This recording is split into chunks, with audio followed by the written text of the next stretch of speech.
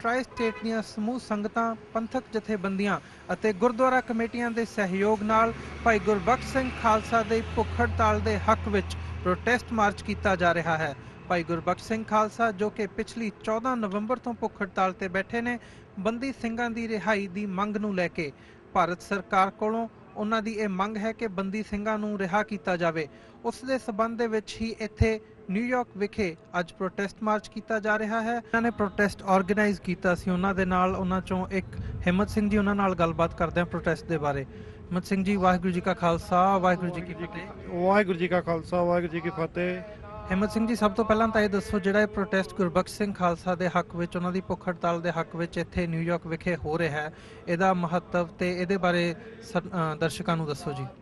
ਹਾਂਜੀ, ਇਹ ਪਹਿਲਾਂ ਤਾਂ ਮੈਂ TV 84 ਦਾ ਧੰਨਵਾਦ ਕਰਾਂਗਾ ਕਿ ਸਮੇਂ-ਸਮੇਂ ਤੇ ਜੋ ਸਿੱਖਾਂ ਦੇ ਪ੍ਰੋਟੈਸਟ ਜਾਂ ਕੌਮ ਦੀ ਕਿਸੇ ਵੀ ਗੱਲ ਦੀ ਕੋਈ ਆਪਾਂ ਪ੍ਰੋਗਰਾਮ ਲਿਖਦੇ ਹਾਂ ਤੇ ਉਹਨੂੰ ਕੌਮ ਦੇ ਨਾਲ ਸਾਂਝਾ ਕਰਦੇ ਹਾਂ। ਸੋ ਅੱਜ ਦਾ ਜੋ ਪ੍ਰੋਟੈਸਟ ਆ ਭਾਈ ਗੁਰਬਖਸ਼ ਸਿੰਘ ਜੀ ਖਾਲਸਾ, ਜਿਹੜੇ ਕਿ ਗੁਰਦੁਆਰਾ ਲਖਨੌਰ ਸਾਹਿਬ ਹਰਿਆਣੇ ਦੇ ਵਿੱਚ ਇਤਿਹਾਸਕ ਗੁਰਦੁਆਰਾ ਹੈਗਾ, ਉੱਥੇ ਉਹਨਾਂ ਨੇ ਸੈਕਿੰਡ ਟਾਈਮ ਦੂਸਰੀ ਵਾਰੀ ਜਿਹੜੀ ਭੁੱਖ ਹੜਤਾਲ ਆਪਣੀ ਰੱਖੀ ਆ। ਕਿਉਂਕਿ ਪਹਿਲਾਂ ਜਿਹੜੇ ਆ ਭਾਈ ਗੁਰਬਖਸ਼ ਸਿੰਘ ਜੀ ਆਪਣੀ ਭੁੱਖ ਹੜਤਾਲ ਜਿਹੜੀ ਉਹਨਾਂ ਨੇ ਗੁਰਦੁਆਰਾ ਅੰਬ ਸਾਹਿਬ ਲਖਨੌਰ ਸਾਹਿਬ ਗੁਰਦੁਆਰਾ ਜਿਹੜਾ ਕਿ ਮੋਹਾਲੀ ਦੇ ਵਿੱਚ ਸੀਗਾ, ਅੰਬ ਸਾਹਿਬ ਗੁਰਦੁਆਰਾ ਸਾਹਿਬ ਦੇ ਵਿੱਚ ਉਹਨਾਂ ਨੇ ਆਰੰਭ ਕੀਤੀ ਸੀ ਲਾਸਟ ਈਅਰ।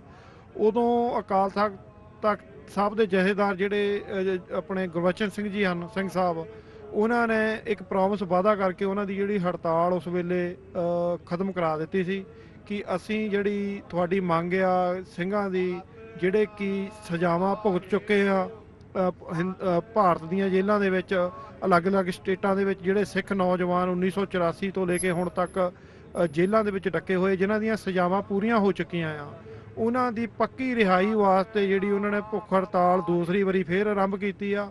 ਕਿਉਂਕਿ ਗਿਆਨੀ ਗੁਰਬਚਨ ਸਿੰਘ ਜੀ ਜਥੇਦਾਰ ਜਿਹੜੇ ਅਕਾਲ ਤਖਤ ਸਾਹਿਬ ਦੇ ਆ, ਉਹਨਾਂ ਨੇ ਉਹ ਜਿਹੜੀ ਪ੍ਰੋਮਿਸ ਕੀਤੀ ਸੀ ਭਾਈ ਸਾਹਿਬ ਦੇ ਨਾਲ, 1 ਸਾਲ ਹੋ ਗਿਆ, ਉਹਨਾਂ ਨੇ ਕੋਈ ਉਹਦੇ ਉੱਤੇ ਗੌਰ ਨਹੀਂ ਕੀਤੀ, ਕੋਈ ਤਵੱਜੋ ਨਹੀਂ ਦਿੱਤੀ ਉਸ ਪ੍ਰੋਮਿਸ ਤੇ, ਤੇ ਉਹਨਾਂ ਨੇ ਸੈਕਿੰਡ ਟਾਈਮ ਜਿਹੜੀ ਆ ਦੁਬਾਰਾ ਗੁਰਦੁਆਰਾ ਲਖਨੌਰ ਸਾਹਿਬ ਹਰਿਆਣੇ ਦੇ ਵਿੱਚ ਉਹਨਾਂ ਨੇ ਆਰੰਭ ਕੀਤੀ ਆ। ਮੈਂ ਇਹ ਵੀ ਦੱਸਣਾ ਚਾਹਾਂਗਾ ਕਿ ਉਹਨਾਂ ਨੂੰ ਹਰਿਆਣੇ ਵਿੱਚ ਜਿਹੜੀ ਇਸ ਵੇਲੇ ਉਹਨਾਂ ਨੇ ਆਪਣੀ ਭੁੱਖ ਹੜਤਾਲ ਆਰੰਭ ਕੀਤੀ ਕਿਉਂਕਿ ਉਹਨਾਂ ਨੂੰ ਪੰਜਾਬ ਦੇ ਵਿੱਚ ਪ੍ਰਸ਼ਾਸਨ ਨੇ, ਜਿਹੜੀ ਬਾਦਲ ਸਰਕਾਰ ਆ, ਉਹਨਾਂ ਨੇ ਉੱਤੇ ਉਹਨਾਂ ਨੂੰ ਆਪਣੇ ਹੱਥ ਕੰਡੇ ਵਰਤ ਕੇ ਕਿਸੇ ਗੁਰਦੁਆਰਾ ਸਾਹਿਬਾਨ, ਸ਼੍ਰੋਮਣੀ ਕਮੇਟੀ ਜਾਂ ਅਕਾਲ ਤਖਤ ਸਾਹਿਬ ਦੇ ਜਥੇਦਾਰ ਨੇ ਕੋਈ ਉਹਨਾਂ ਨੂੰ ਬੈਠਣ ਲਈ ਜਗ੍ਹਾ ਨਹੀਂ ਦਿੱਤੀ ਪੰਜਾਬ ਦੇ ਵਿੱਚ। ਇਸ ਕਰਕੇ ਉਹਨਾਂ ਨੂੰ ਜਿਹੜੀ ਜਗ੍ਹਾ ਹਰਿਆਣੇ ਦੇ ਵਿੱਚ ਮਿਲੀ ਆ।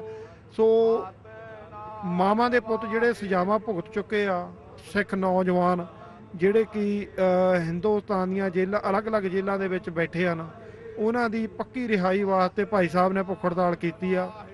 ਅੱਜ ਉਹਨਾਂ ਨੂੰ 46ਵਾਂ ਦਿਨ ਜਿਹੜਾ ਭੁੱਖ ਹੜਤਾਲ ਕੀਤਿਆਂ ਹੋ ਚੁੱਕਿਆ।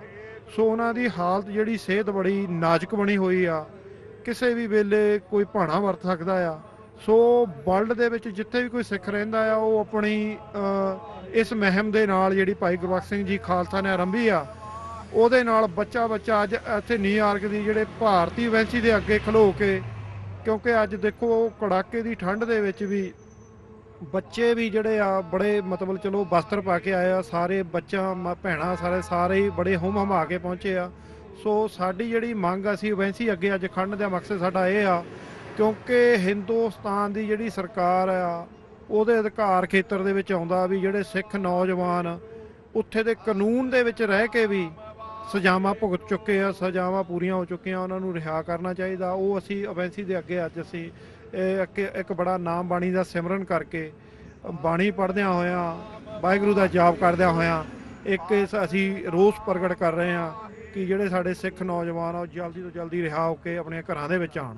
ਜੀ ਹਿੰਮਤ ਸਿੰਘ ਜੀ, ਜਿਵੇਂ ਤੁਸੀਂ ਗੱਲ ਕੀਤੀ ਹੈ ਕਿ ਪ੍ਰੋਟੈਸਟ ਇਹ ਗੁਰਬਖਸ਼ ਸਿੰਘ ਨੇ ਪਹਿਲਾਂ ਵੀ ਰੱਖੀ ਸੀਗੀ ਭੁੱਖ ਹੜਤਾਲ ਪਿਛਲੇ ਸਾਲ, ਤੇ ਇਸ ਸਾਲ ਹੁਣ ਦੂਜੀ ਵਾਰ ਰੱਖੀ ਹੈ, ਤੁਸੀਂ ਕੀ ਸਮਝਦੇ ਹੋ? ਉਹਨਾਂ ਨੂੰ 46 ਦਿਨ ਹੋ ਚੁੱਕੇ ਨੇ, ਅੱਗੇ ਇਹਦੇ ਚੋਂ ਕੀ ਰਿਜ਼ਲਟ ਨਿਕਲੂਗਾ? ਅੱਗੇ ਜੀ ਦੇਖੋ, ਇਹ ਤਾਂ ਹੁਣ ਮਹਾਰਾਜ ਅਕਾਲ ਪੁਰਖ ਜਾਣਦੇ ਆ, ਪਰ ਜਿਹੜਾ ਸਿੱਖ ਦਾ ਕਰਮ ਆ ਉਦਮ ਕਰਨਾ, ਸਿਰੜੀ ਸਿੱਖ ਜਿਹੜੇ ਉਦਮੀ ਸਿੱਖ ਆ, ਅੱਜ ਇਹ ਆਪਣੀਆਂ ਜਿਹੜੀਆਂ ਰੋਸ ਜ਼ਾਹਰ ਕਰਨ ਲਈ ਵੈਸੇ ਅੱਗੇ ਜੁੜੇ ਆ। ਬੜਾ ਹੀ ਵੱਡਾ ਇਕੱਠ ਜਿਹੜਾ ਹੋ ਰਿਹਾ ਆ, ਸੰਗਤਾਂ ਸਟਿਲ ਆ ਰਹੀਆਂ ਹਨ। ਸੋ ਮੈਂ ਸਮਝਦਾ ਵੀ ਜਿਹੜੀ ਆ ਉਹਨਾਂ ਨੇ ਦੁਬਾਰਾ ਫੇਰ ਭੁੱਖ ਹੜਤਾਲ ਰੱਖੀ ਆ। ਉਹ ਕਹਿੰਦੇ ਵੀ ਆਪਣੇ ਗੁਰਬਖਸ਼ ਸਿੰਘ ਜੀ ਜਿਹੜੇ ਆਪਣੇ ਲਖਨੌਰ ਸਾਹਿਬ ਗੁਰਦੁਆਰਾ ਹਰਿਆਣੇ ਦੇ ਵਿੱਚ ਬੈਠੇ ਆ, ਵੀ ਇਸ ਵਾਰੀ ਮੈਂ ਪਿਛਲੀ ਵਾਰੀ ਚਲੋ ਸਿੰਘ ਸਾਹਿਬ ਦੇ ਕਹਿਣ ਤੇ ਜਿਹੜੀ ਆਪਣੀ ਭੁੱਖ ਹੜਤਾਲ ਖਤਮ ਕਰਤੀ ਸੀ। ਉਹਨਾਂ ਨੇ ਕਹਿਤਾ ਵੀ ਅਸੀਂ ਇਸ ਗੱਲ ਤੇ ਪਹਿਰਾ ਦੇਵਾਂਗੇ ਸਿੰਘਾਂ ਦੀ ਰਿਹਾਈ ਵਾਸਤੇ, ਪੱਕੀ ਰਿਹਾਈ ਵਾਸਤੇ। ਹੁਣ ਜਦੋਂ ਨਹੀਂ ਉਹਨਾਂ ਨੇ ਇਸ ਗੱਲ ਤੇ ਪਹਿਰਾ ਦਿੱਤਾ ਤੇ ਉਹ ਕਹਿੰਦੇ ਵੀ ਅਸੀਂ ਹੁਣ 2 ਤਰੀਕ ਨੂੰ ਜਿਹੜਾ ਜਲ ਪੀਣਾ ਵੀ, ਪਾਣੀ ਛਕਣਾ ਵੀ ਬੰਦ ਕਰ ਦਾਂਗੇ, ਵੀ ਇਸ ਵਾਰੀ ਭਾਣਾ ਵਰਤੇਗਾ ਜਾਂ ਸਿੰਘ ਬਾਹਰ ਆਣਗੇ ਪੱਕੀਆਂ ਰਿਹਾਈਆਂ ਹੋ ਕੇ। ਸੋ ਉੱਥੇ ਦੇ ਕਾਨੂੰਨ ਦੀ ਗੱਲ ਕਰੀਏ, ਇਹ ਸਿੱਖਾਂ ਵਾਸਤੇ ਘੱਟ ਗਿਣਤੀਆਂ ਵਾਸਤੇ ਜਿਹੜਾ ਹਿੰਦੁਸਤਾਨ ਦਾ ਕਾਨੂੰਨ ਆ ਉਹ ਅਲੱਗ ਆ, ਤੇ ਉਹਨਾਂ ਆਪਣਿਆਂ ਵਾਸਤੇ ਜਿਹੜਾ ਕਾਨੂੰਨ ਉਹਨਾਂ ਦਾ ਅਲੱਗ ਆ।